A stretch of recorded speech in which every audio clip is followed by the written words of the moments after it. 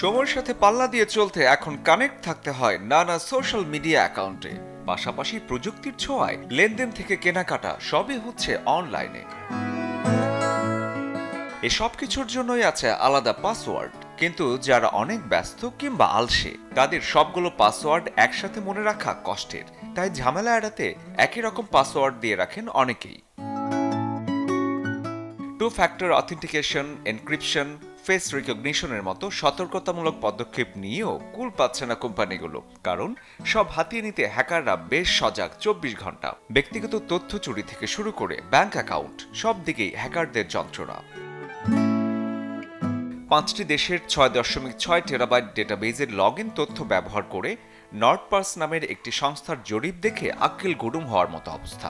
রিপোর্টটি বলছে যে দুটি পাসওয়ার্ড সবচেয়ে বেশি মানুষ ব্যবহার করেন, তা আয়ত্ত করতে হ্যাকারদের কয়েক সেকেন্ডও লাগে না। সবচেয়ে বহুল ব্যবহৃত পাসওয়ার্ড হচ্ছে 123456।